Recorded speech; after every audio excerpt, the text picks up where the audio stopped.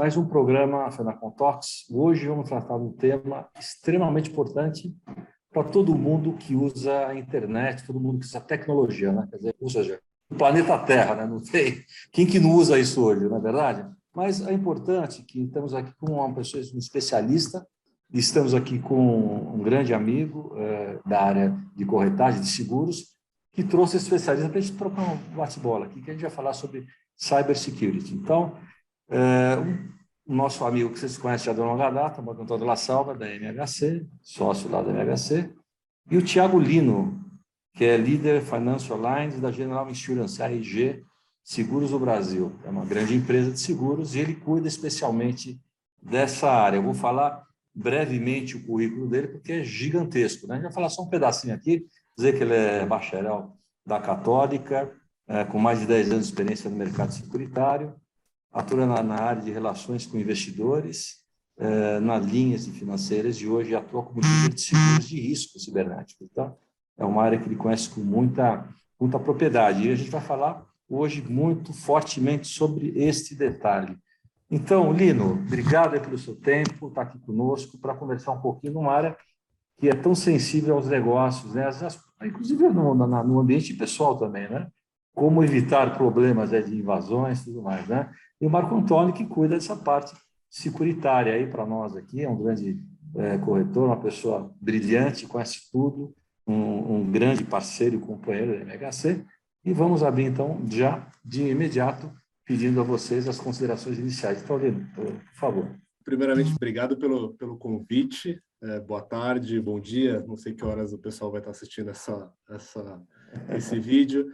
Mas, assim, queria primeiramente agradecer, porque é um tema que a gente tem falado cada vez mais, né? Não só sobre riscos cibernéticos, mas como as empresas podem responder, como elas podem estar preparadas para esse novo cenário, né? A gente vê a LGPD, sinistros e casos de ransomware aparecendo todos os dias, então cada dia a gente aprende uma palavra nova, né? Ransomware, ANPD, GDPR, que é a lei europeia, mas é muito importante porque a demanda vem aumentando demais, né? A demanda pelo seguro aumentando, a gente vê as seguradoras não com tanto apetite quanto a gente gostaria que tivesse, né? A gente gostaria de um mercado muito mais ativo e com muito mais players, né? Com muito mais seguradoras, mas infelizmente o mundo cibernético, né? O mundo de riscos cibernéticos, do seguro cibernético, tem sofrido demais nos últimos 2 anos, de 2019 para cá.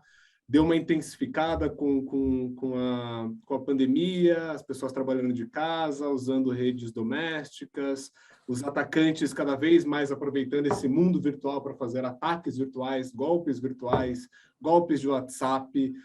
Você vê no Jornal Nacional, no Fantástico, né, quando começa a sair nesses veículos muito de longo alcance, né, você vê que o negócio está ficando cada vez mais popular. Então, o risco cibernético está cada dia mais no dia a dia das pessoas e das empresas, né? Mas, primeiro, obrigado pelo convite novamente. Imagine. E você, meu amigo La Salva, conte aí, como é que você enxerga isso e como é que está a procura por esse tipo de seguro no mercado? Conte para nós aí. Em primeiro lugar, eu queria agradecer mais uma vez essas palavras carinhosas que você nos recebe sempre aqui, e também agradecer pela oportunidade de estar junto aqui com o Thiago Lino e com você, e tratar um tema tão importante, e que talvez o mais importante seja que os usuários conheçam a relevância dele, porque isso ainda é mais importante. Não poderia deixar de ser, como bem disse o Thiago Lino, que hoje, depois do momento pandêmico, em que ainda nós estamos, graças a Deus, terminando, o crime virtual ele se tornasse o crime do dia a dia. Se diminuem os crimes, os assaltos a banco, esse tipo de coisa, aumenta-se na mesma proporção o crime virtual, porque o uso da informática, o uso da rede, hoje é o dia a dia de todo cidadão e de toda empresa. Então, isso vem acontecendo de maneira cada vez mais intensa. E tanto isso é verdade que hoje já se tem, e não é uma situação nacional, é uma situação global e não poderia deixar de ser diferente, que a percepção hoje do mercado segurador, e está aí o Thiago Lino que pode me ajudar nisso, a percepção do segurador é que os riscos cibernéticos hoje já estão tomando uma proporção maior do que os riscos de desastres naturais. Tal a sua intensidade, tal o seu volume, tal a sua frequência cada vez maior, né? E, nesse contexto, é muito importante que a gente entenda que o advento da LGPD fez com que todos buscassem conhecer o problema dos riscos cibernéticos, mas eles já existiam antes da LGPD. Eles não vieram... muita gente fala assim, eu quero um seguro para cobrir a LGPD. A pólice de risco cibernético ela não cobre a LGPD, ela não é feita para cobrir a lei, ela é feita para cobrir um problema que um dos impactos pode ser o descumprimento das condicionantes da LGPD. Então, a gente tem que começar a entender, separar o joio do trigo para saber como que se prepara uma empresa, como que esta empresa pode ou não amanhã usar uma ferramenta de gestão no sentido de se proteger contra os riscos cibernéticos, mas também contra os efeitos do descumprimento da LGPD. Então, eu abriria a minha fala por aí. Posso pegar um gancho? Desculpa, Sérgio, não sei se você vai complementar, mas eu queria aproveitar esse finalzinho do Marco, que é bastante interessante, né? Quando a LGPD ela foi aprovada lá em 2018, quando ela entrou em vigor, né, as multas e penalidades, que eram, acho que, as maiores preocupações quando entraram em vigor no final de 2020. Isso,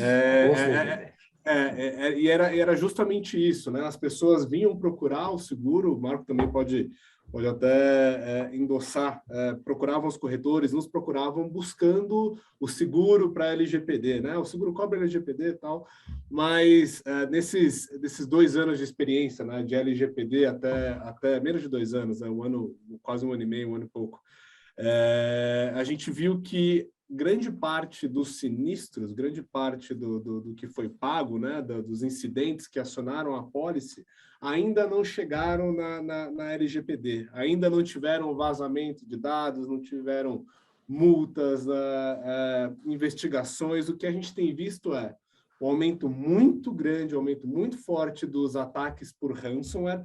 Só explicar rapidamente aqui para quem não está familiarizado com esse tipo de ataque.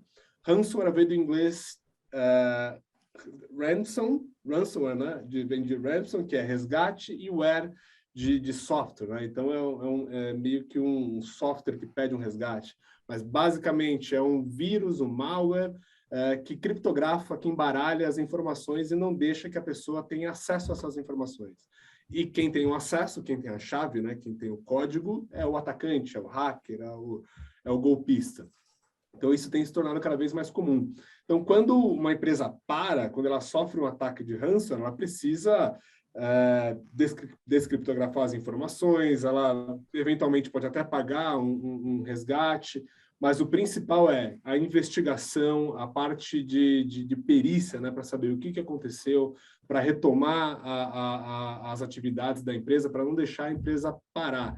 Então, a maioria, né, a grande maioria dos sinistros que a gente teve foram com essa parte, né? Que o seguro ele tem dois grandes grupos de coberturas. Cobertura de primeira parte, que a gente chama, que são aqueles custos ligados diretamente ao incidente. Então, a empresa sofre um ataque, o custo de perícia, o custo para recuperação das informações, o pagamento do resgate, o lucro cessante, caso ele fique parado, cobertura para assessoria de imprensa, cobertura de investigação. Essas são as diretamente relacionadas ao evento, né? E se por acaso as informações forem vazadas, e se isso prejudicar alguém, aí entram as coberturas de responsabilidade civil. E aí entram as multas e também qualquer pagamento, né, para reparar algum dano moral. Então, as coberturas mais usadas são as de primeira parte, né? A gente ainda não viu nenhum sinistro ligado à LGPD, né? E um ponto interessante, até adiantando um pouco na discussão, os sinistros, eles se mostraram mais caros do que todo mundo esperava, né?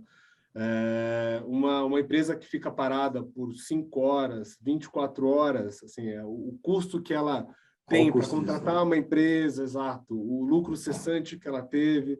Então, o custo dos profissionais, dos peritos, dos especialistas, são cada vez mais caros, né? A hora homem desses profissionais, que são bem pagos por um motivo óbvio, né? Todo mundo precisa disso, e é uma expertise muito forte. Então, eles recebem aquilo que merece, mas é um custo elevado que acaba encarecendo o início. Então, até mais do que isso, na verdade, né? Porque o custo da operação, né? O cara lá, uma empresa grande, quanto custa o minuto dela parada? Né? Quer dizer, na verdade, é uma situação complexa, extremamente complexa, como vocês bem colocaram os dois, na verdade. A gente tem que falar em LGPD, tem que falar na complexidade global que afeta uma invasão da tua base de sistema, que é uma coisa complexa, e se de fato ele conseguir embaralhar os dados, né?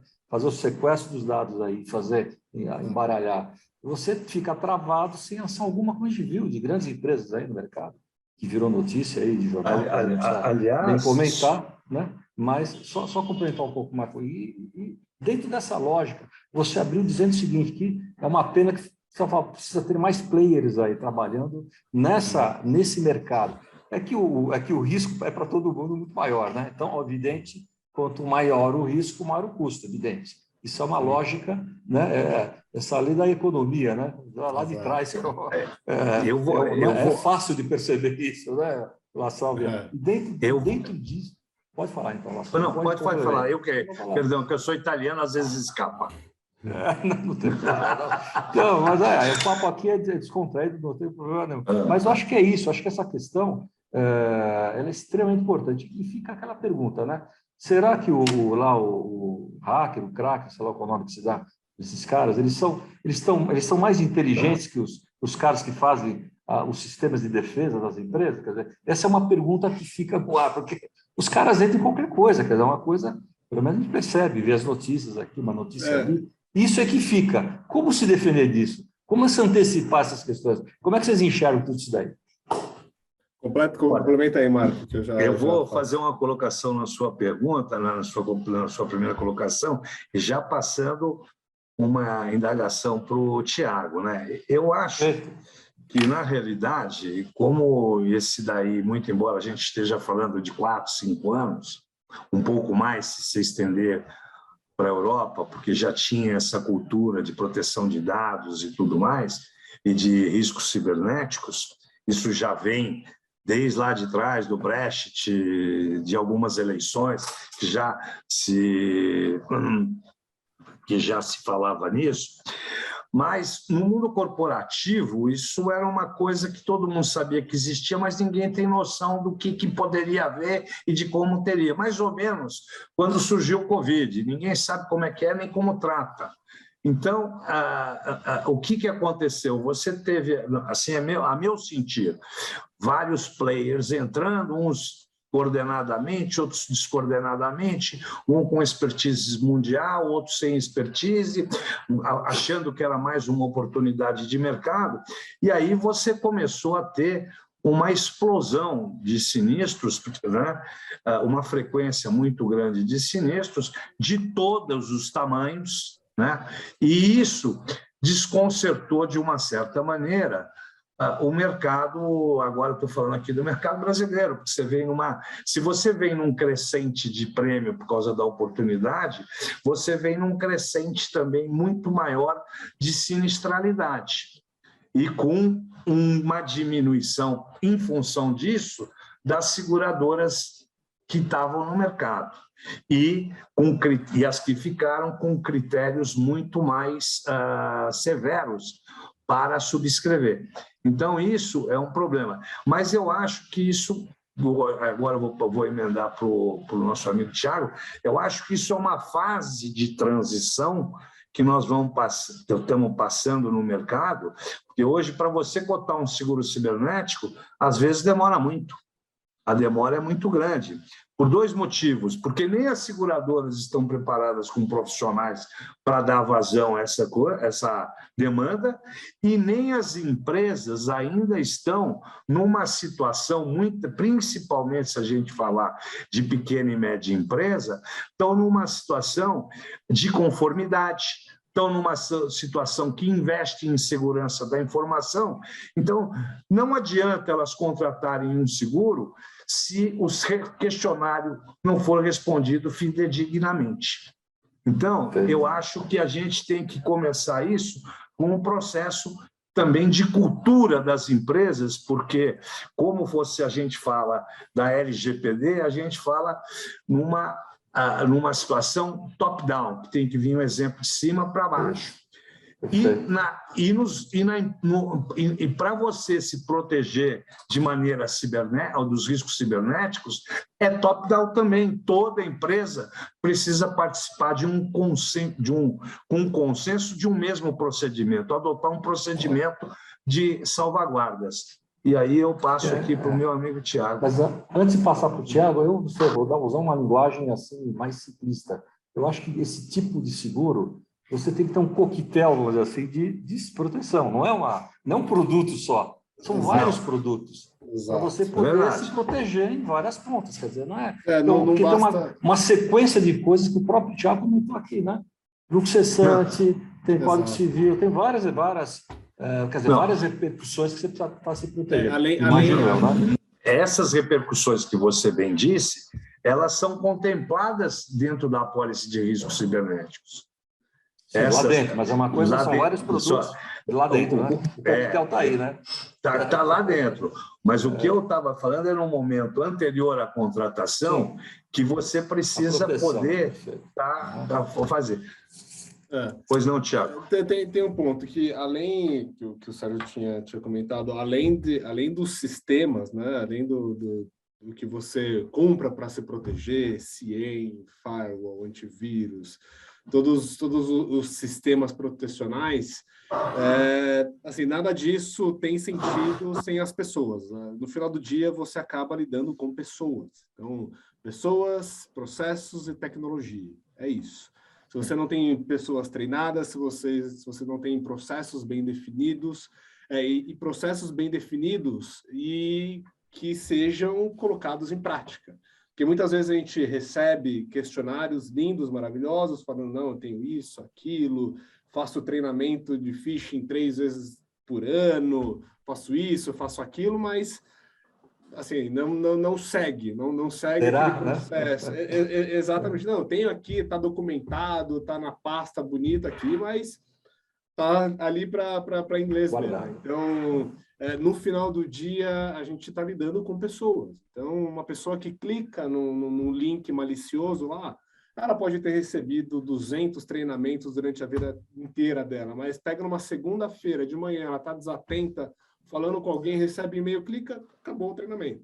Então, isso é muito importante. Nenhuma empresa ela vai estar 100% protegida. Não existe a possibilidade dela estar 100% protegida, porque é isso. Não? Você tem pessoas despreparadas, você tem pessoas desonestas também. A gente não pode negar que alguém pode estar ali querendo fazer o mal para aquela empresa, ela pode estar descontente, ela pode querer roubar as informações, ela pode querer vender essas informações, ela sabe que vai sair, ela pode roubar essas informações para poder extorquir a empresa mais para frente. Então, e assim, tudo isso são situações que poderiam estar cobertas no cyber. Mas só respondendo uma pergunta anterior, né, dos hackers, se quem está mais preparado, se são eles ou se são das empresas, né?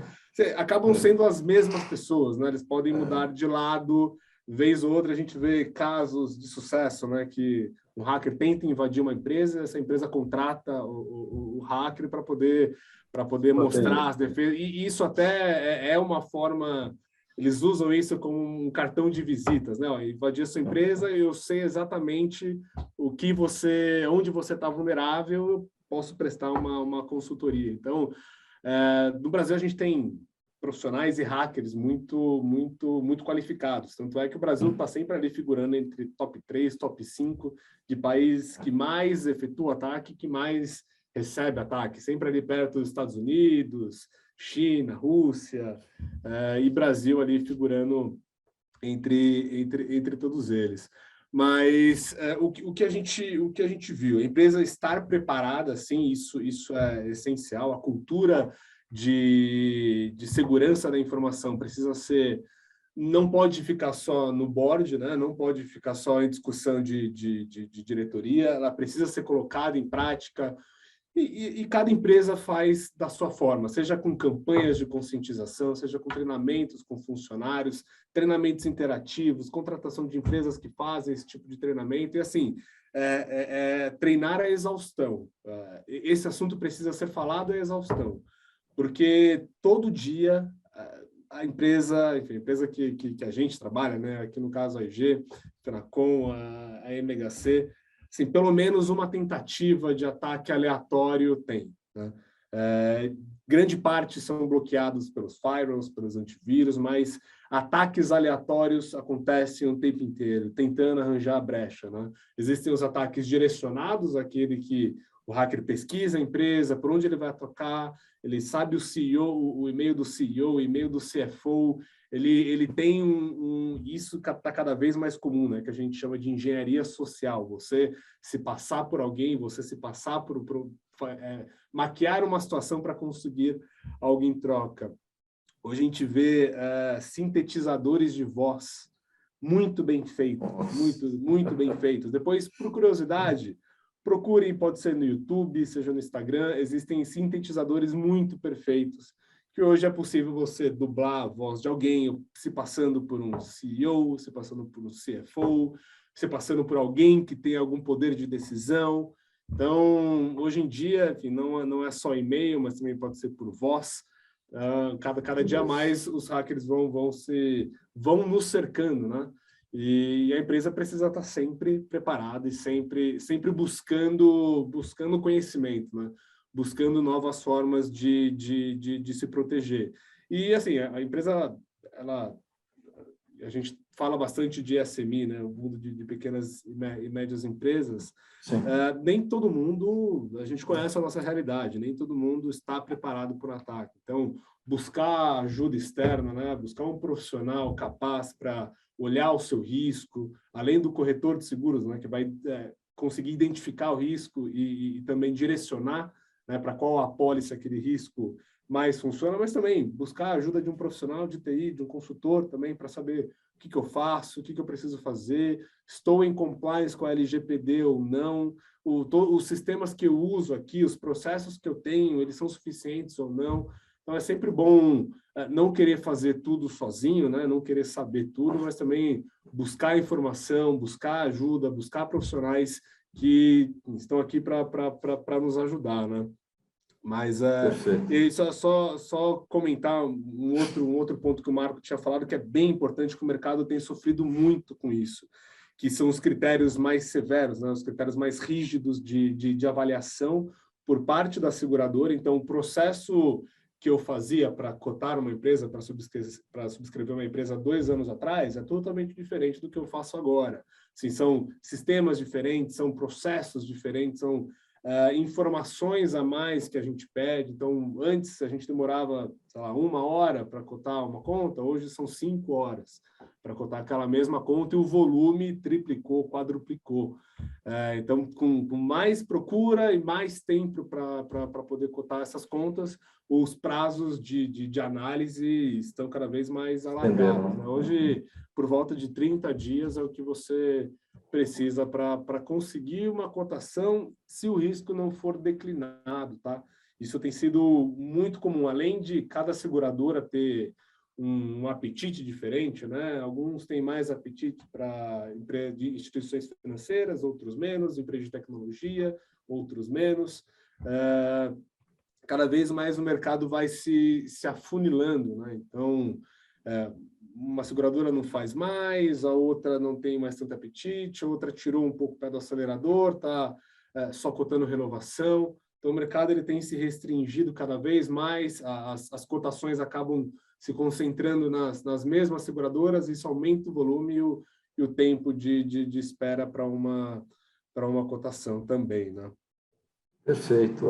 Bom, dentro dessa lógica, para quem está nos ouvindo, acho que tem muita gente ficando muito preocupada, né? E fico imaginando, acho que o Marco pode responder com precisão isso, tudo isso deve custar muito caro, né? Porque é um conjunto de situações complexas e novas, e tudo que é novo custa caro, né?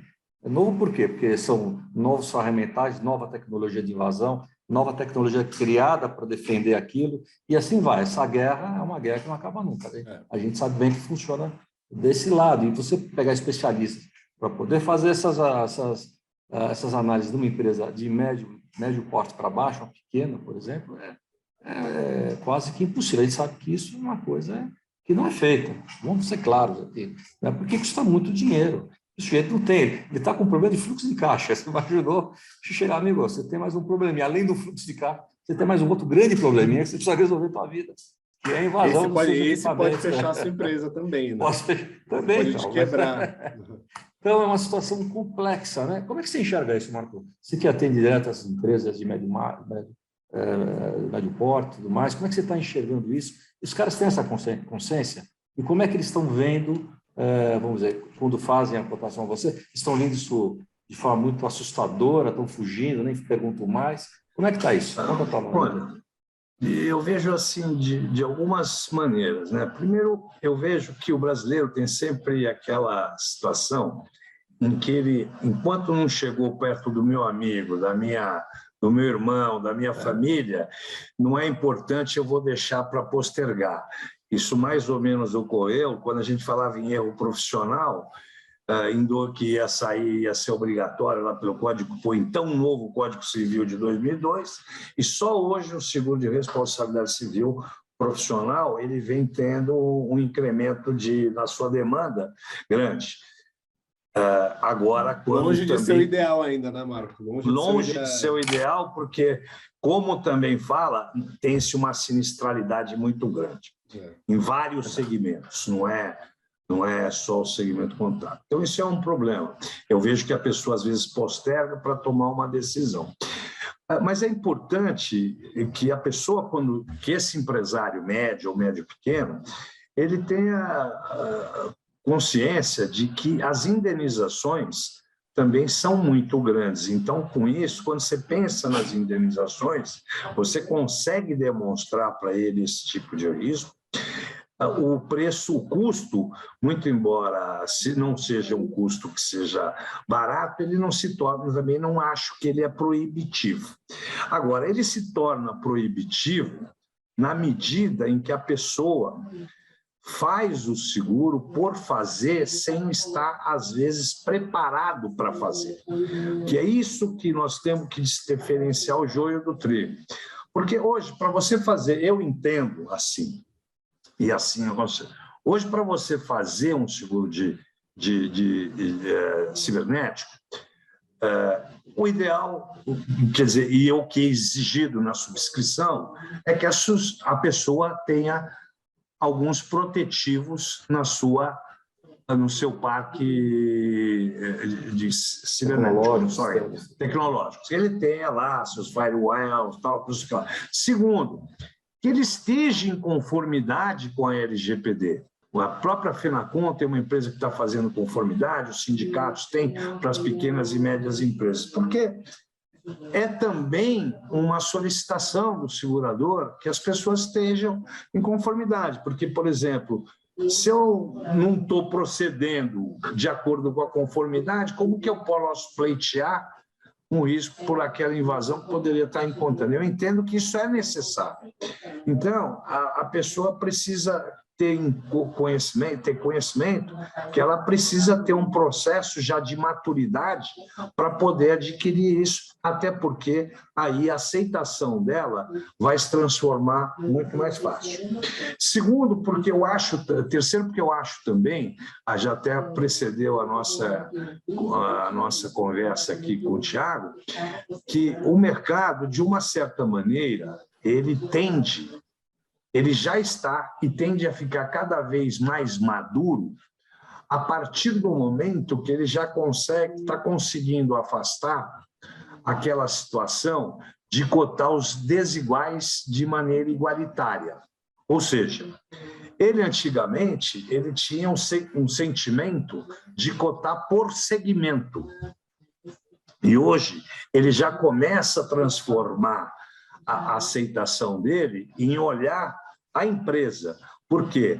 Você tem muita empresa boa em segmento que é péssimo. E você tem muita empresa péssima em segmento que é bom.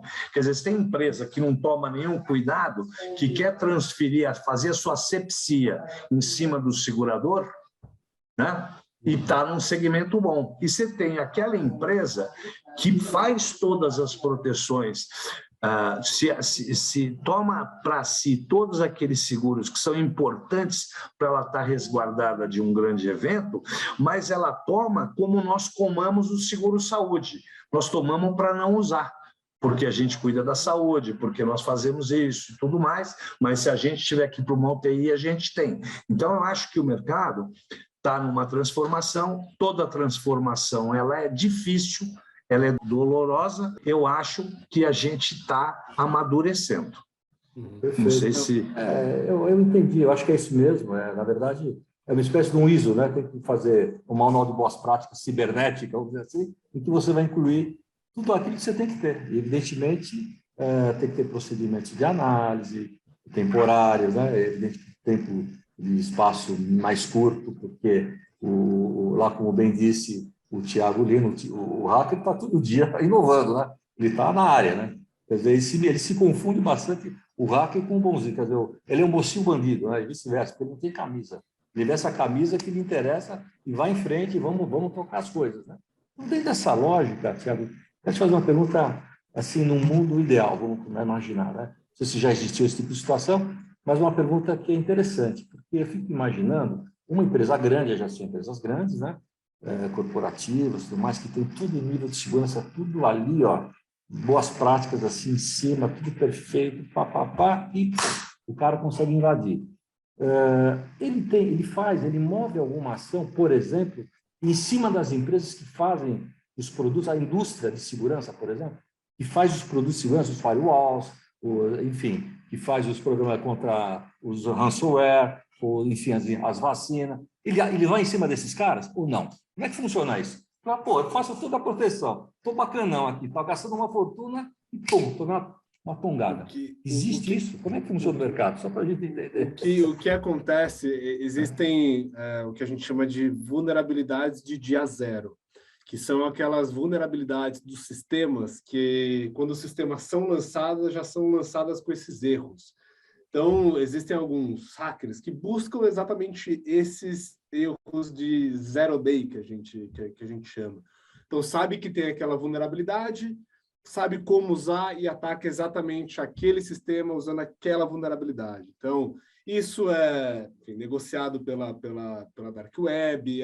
Os hackers, eles conseguem saber, conseguem ter essa informação. Então, por isso que fazer uma gestão que é bem importante, fazer uma gestão de correção de patches, que a gente chama correção dos sistemas. Então, toda vez que aparecer ali, existe uma atualização do seu sistema operacional, existe alguma precisa fazer, porque são justamente nessas atualizações que esses erros, né, são corrigidos. Então, a empresa ela pode usar o sistema mais seguro, mas se tiver uma vulnerabilidade ou que não foi conhecida, ou já conhecida e a empresa não corrigiu, e é interessante, esse é um dos parâmetros que a gente olha, né?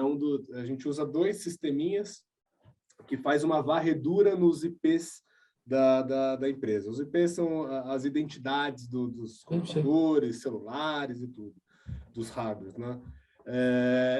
Essa ferramenta busca vulnerabilidades já conhecidas. Então, ó, aqui nessa empresa, a empresa A, eu varri esses IPs, vi que nesses 10 IPs aqui existe uma vulnerabilidade que foi corrigida em 2020. Só que aqui está falando que esse IP não está corrigido. Então, qual que é o meu papel? Olhar e perguntar, ok, existe essa vulnerabilidade, vocês já sabem, já corrigiram, é um falso positivo ou não, se não foi corrigido, por que que ela ainda está aberta, qual que é a programação para poder corrigir, porque é justamente isso. Existe uma vulnerabilidade que já foi conhecida, que já foi explorada por hackers, e aquela empresa ainda não corrigiu. Então, ela pode ser um alvo muito fácil desses hackers. Então, eles não necessariamente atacam as empresas de software, né? Mas elas ficam de olho nas vulnerabilidades do software, né? Porque praticamente todos podem ter uma vulnerabilidade ou outra para ser usada. A ideia é sempre atualizar, sempre corrigir esses erros, e é isso que eles fazem, né? Sempre até o fim da vida daquele software, né? Até o fim da vida daquela solução, eles sempre buscam atualizações para poder corrigir vulnerabilidades e aumentar a segurança. Então, os hackers, eles olham as vulnerabilidades fornecidas por esses softwares, né?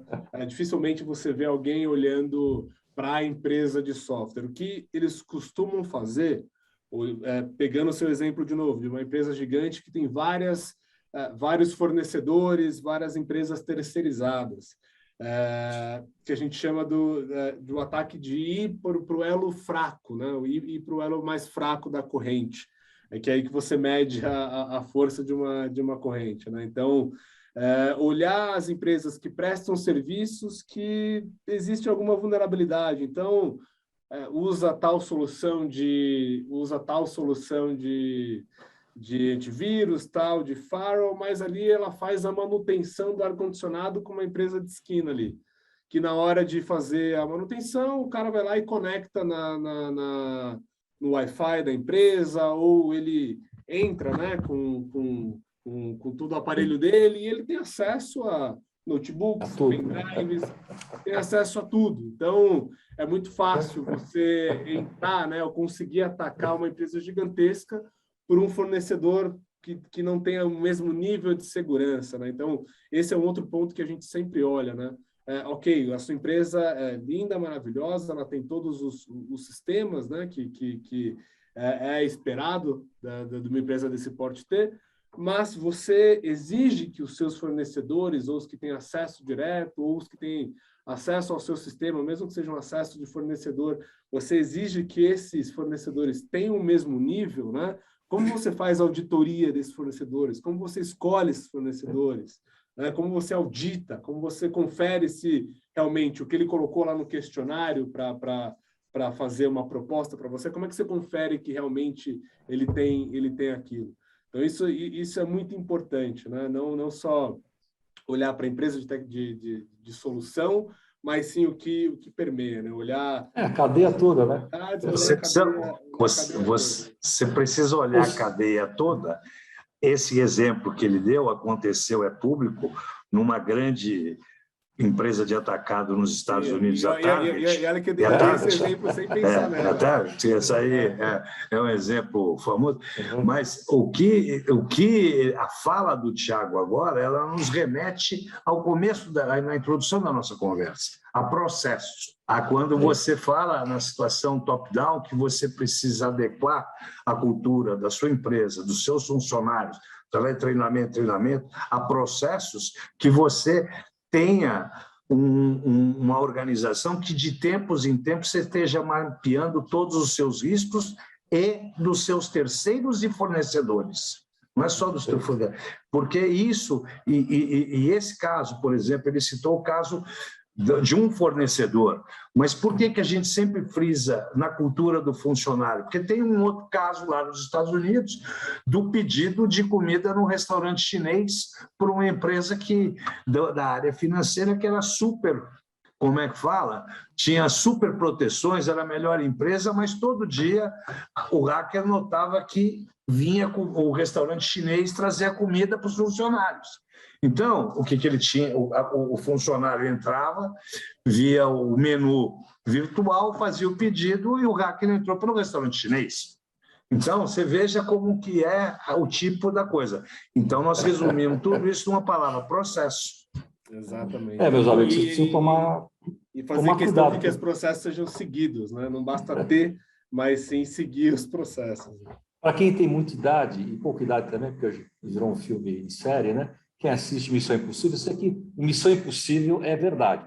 Pode acontecer dos seus negócios. Então, tome cuidado, né? Aquelas invasões, aquela coisa mirabolante, pode virar uma realidade no seu negócio. Então, hoje em dia o mundo é muito processo, conectado, né? então, assim, invasões de diversos tipos acontecem, né? Não é mais coisa de filme.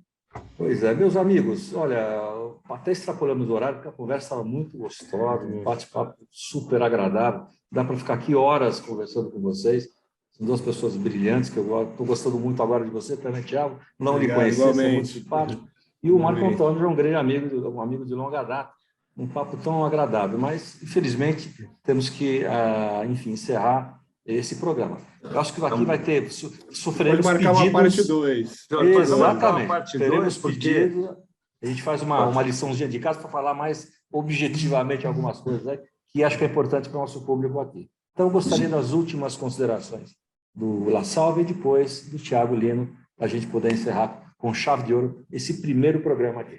Vamos lá, La Salve. Agradeço mais uma vez a FENACOM, a equipe toda da FENACOM, por essa oportunidade, que eu reputo da maior importância, porque faz parte do nosso conceito de trabalho o compartilhamento de informação e, principalmente, isso é importante que toda vez o consumidor, que são as empresas que compõem o Grupo FENACOM e outras, elas possam se aquilatar cada vez mais de conhecimento, de verdades, de fatos que já estão ocorrendo por aí, para poder, dali para frente, tomar a sua decisão do que fazer, como fazer e como também se assessorar. Então, eu acho fundamental que a gente cresça nisso daí, que a gente entre mais nas proteções de seguro, como pode, o que não pode, e, sobremaneira, trazendo players de mercado como o Thiago, tudo, que possam trazer exemplos vivos, que na realidade o consumidor ele quer ver o que aconteceu e como aconteceu. Então é isso aí, eu agradeço já de antemão ao Thiago pela explicação e a você, Sérgio, pela qualidade do seu atendimento mais uma vez para conosco. Muito obrigado. Thiago, por favor. Obrigado, Sérgio, pelo convite, obrigado, Marco, também por intermediar esse convite. É bom falar para um canhão de mais de 400 mil empresas, então acho que isso é muito importante a gente ter esse canal, e um canal aberto, um canal livre. Já me coloco à disposição aqui para fazer um segundo bate-papo, para falar de outros assuntos. Estava falando com o Marco, a gente nem precisa de pauta, não precisa de nada, porque qualquer caminho que a gente for falar de cyber, seja mercado, segurança, falar de tendências, que a gente vai, para qualquer caminho a gente vai embora. Mas, primeiramente, agradecer ao convite, a poder falar sobre o assunto. Acho que é muito importante as empresas continuarem a se interessar pelo assunto de segurança da informação. A gente já viu um aumento muito grande, assim, o aumento na procura foi pelo aumento dos sinistros, né, dos incidentes de ransomware, não foi por um interesse genuíno de proteger, mas, enfim, no final do dia é para se proteger. Que as empresas continuem buscando conhecimento, continuem se interessando pelo assunto, e esse é um assunto que toda empresa precisa estar envolvida. De novo, não é um assunto do gerente de TI, não é do CISO, do diretor de TI, faz parte de toda a empresa, porque a gente está falando de pessoas, então todas as pessoas são responsáveis pela informação da empresa. Se eu clico num link malicioso aqui, eu estou colocando em risco a minha empresa. Então, além, né, das pessoas tomarem esse conhecimento, acho que vai de dentro para fora, né? As pessoas estão buscando também se proteger virtualmente, né? Os golpes de WhatsApp, que a gente vê que é cada vez mais comum, cartão virtual, as pessoas estão começando a entender o golpe do Pix, estão começando a entender que, assim, a qualquer hora eu posso ser atacado na rua, aqui, clicando no botão do WhatsApp. Então, as pessoas se protegendo, naturalmente, elas vão colocar isso em prática nas empresas também. Então, é muito importante as pessoas saberem que elas, sim, também são responsáveis por esse aumento, né, nos crimes cibernéticos. E cuidar dos processos. As empresas precisam ter processos, precisam ter treinamentos aos funcionários, esgotar, falar muito sobre o assunto e seguir esses processos. Mas, de novo, obrigado, me coloco aqui à disposição para mais um bate-papo, Sérgio.